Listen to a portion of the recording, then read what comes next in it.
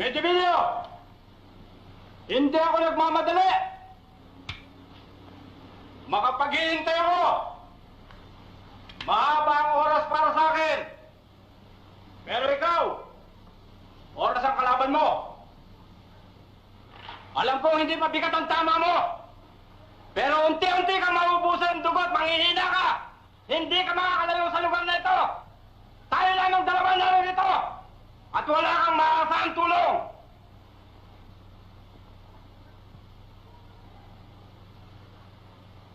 Pagkagat ng dilim, tatapusin na kita! Tandaan mo!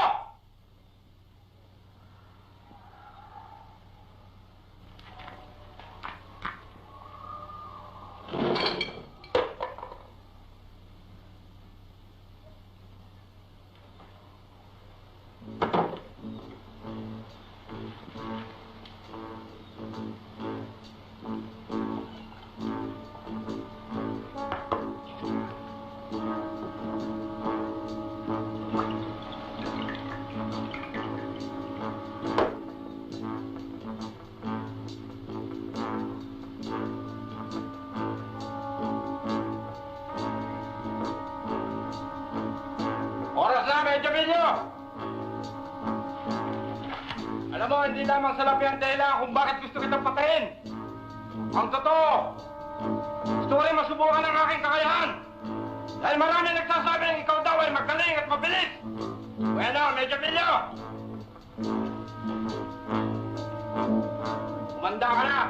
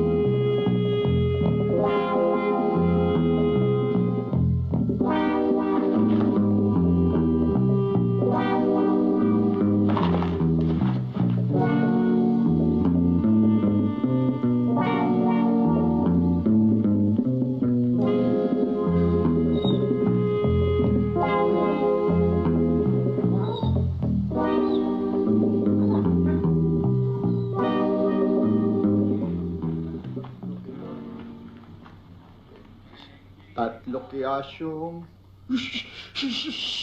Maria Jose! Ang laking aso nito! Sinabi ko na nga bang hindi ako dadaan din eh. Sino kaya amo nito?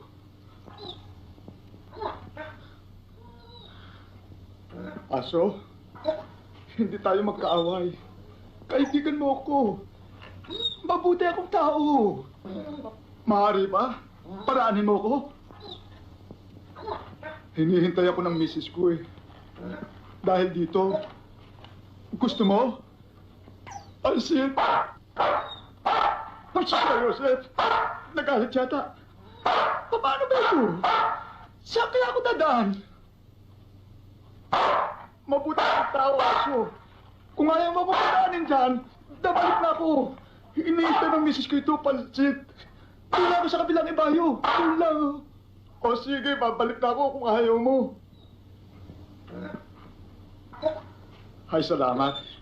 Naintindihan mo rin yata ako. Kung gusto mo, kung wala kang mauwian, sumama ka sa akin. Kaya lang, pasensya ka sa misis ko. Masyadong madada. Bungangera.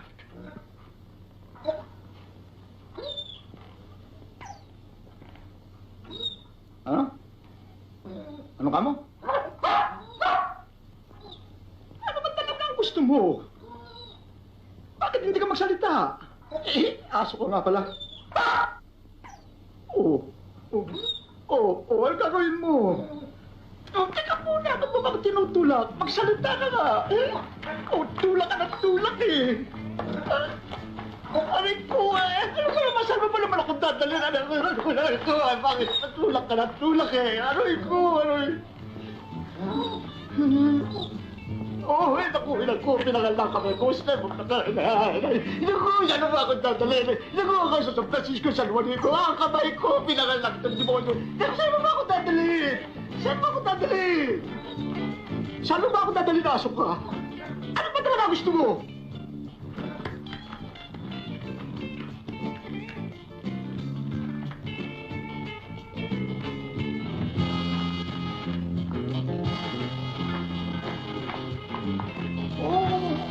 Sasama na ako sa'yo.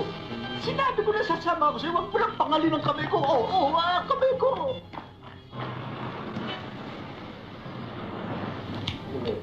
Kumusta ang pakiramdam mo? Mabuti-buti na. Alam mo, Med, tinakot mo kami lahat eh. Mabuti na tama kung nadala ka rito agad.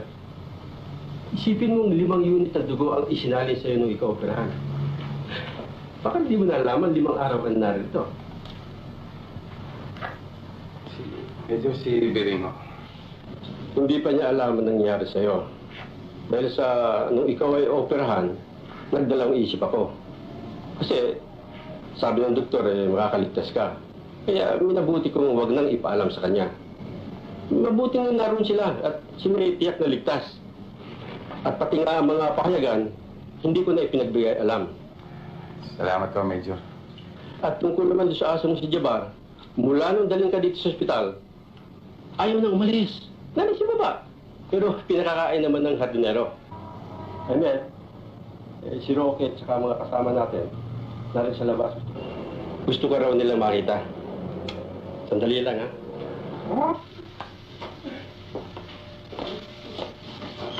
Pumasok kayo. Hi, Med. Kumusta ka, Med? Magandang araw, Sorrento.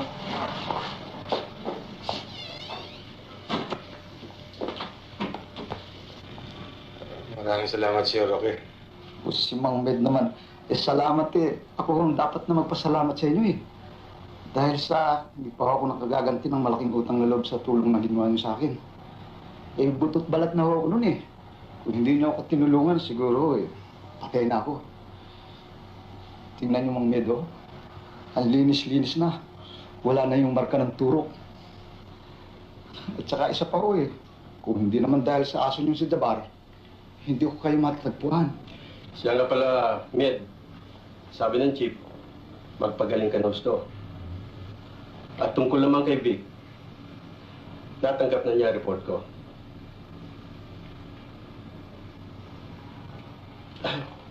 Ahmed, alis na muna kami. Magpalakas ka, ha? At kung meron pang kailangan, nariyan si Rason sa labas. Salamat ka, Medyo. Med, split na muna. Sige, sige. Alis na rin ho ako. Pero okay, salamat ulit.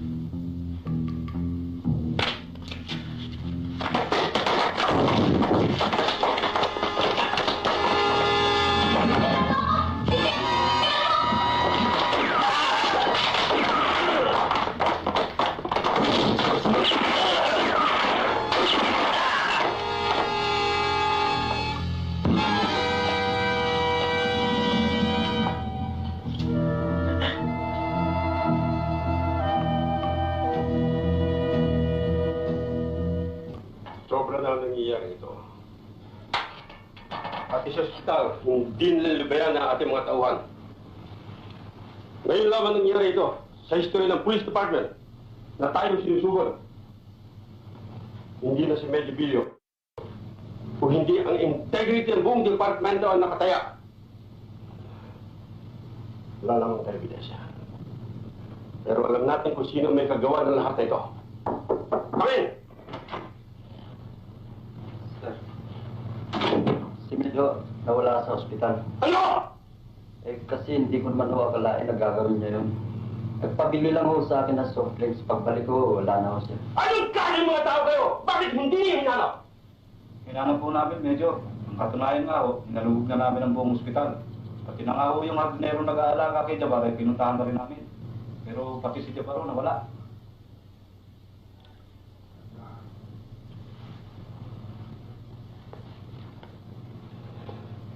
Nasalisihan tayo ni Med. Sa simula pa alam ko na ang kanyang mga inisip. Tiyak na tinutuloy niya ang balak niya. Kaya huwag kayong mag-aksaya ng panahon. Hanapin niyo siya. Wala akong pakialam kung paano siya hanapin. Basta't hanapin niyo. At huwag kayong babalik dito hanggang hindi niyo siya nakikita. Come on! Move! Romas, sino po sinunod?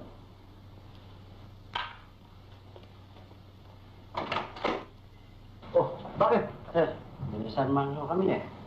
Pulis na ho siya. Sino? Gomez, sino yan? Mr. Tierra.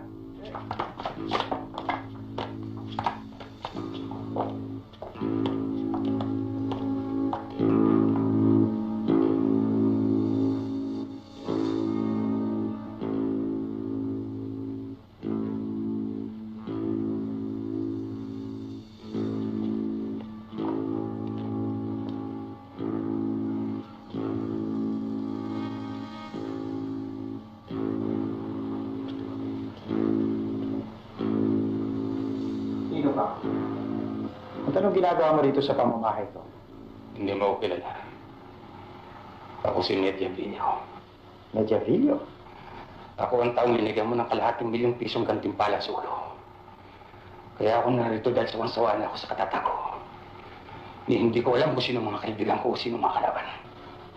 Wala akong alam sa mga sinasabi ko. Huwag na tayo maglukuhan. Alam kong ikaw may kagagawa ng lahat ng pagtangka sa akin. Ngayon narito ko. Hindi mo na kailangan natin. Ano pinagsasabi mo? Nakikilala mo ba kung sino ako? Oo. Ikaw ang kapatid ni George Sierra. Ang dog trafficker na namatay. Now look here. Wala akong pakialam sa mga gawain ng aking kapatid. I'm a respectable businessman. You should know that. You should also know that I am not a common criminal whom you can intimidate. Pumasok ka na walang pahintulot sa bahay ko at pinaratangan mo ko na kung ano-ano. Hindi po ba alam na maaari kitang idemanda ng oral defamation and trespassing? Sige. Subukan mo.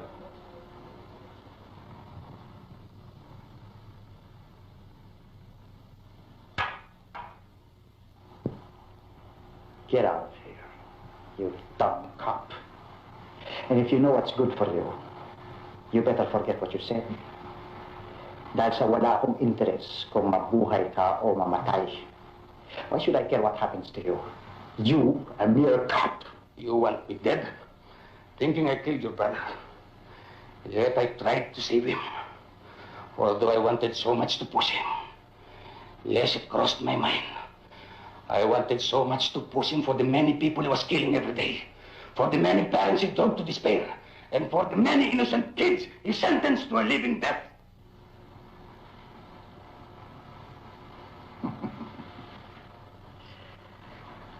Don't give me that. You killed my brother. And for that, you will die too. Pero, you can't prove it. And you can't do anything about it. You will die as sure as you are standing there. I'm glad that in trying to kill you, other cops have died too. Because if I had my way, lahat kayo mga pulis ay uubusin ko! Walang maaaring kumalaban sa batas. Batas? Anong batas ang pinagsasasabi ko? Anong magagawa ng batas sa kapangyarihan ng salita?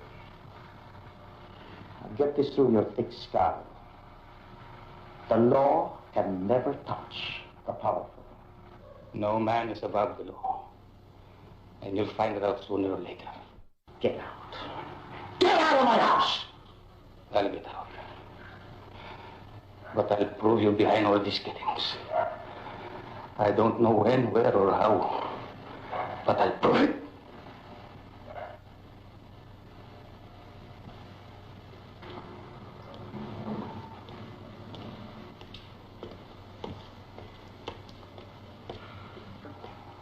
Gomez, puntahan mo mga tauhan natin.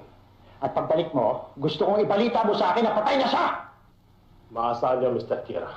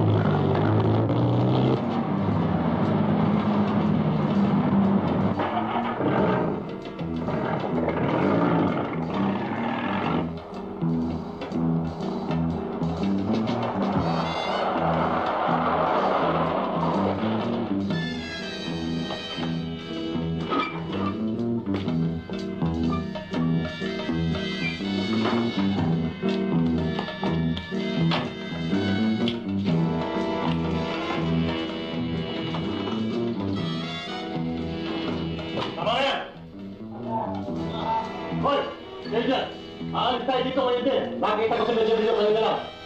Dapat hanapin natin. Dali nyo! Nakita ko si Medyo Bilo ngayon lang. Hanapin natin siya. Sinolo, nasaan? Stars, boss! Sumunod kayo sa akin. Repeat. San Dueto Street and Villamor. Notify Major Lianyo. Request for backup force. Over now.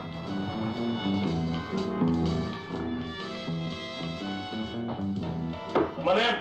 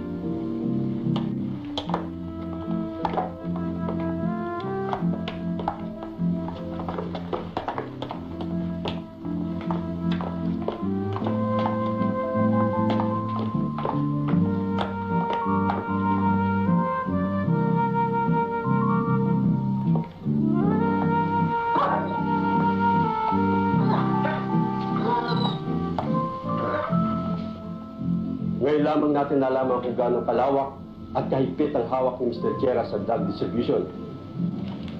Sa ebidensyang hawak natin, nakakasiguro tayong makakulong sa matagal. Yan ay bukod pa sa ginawa niyang pagpatay sa ating officer.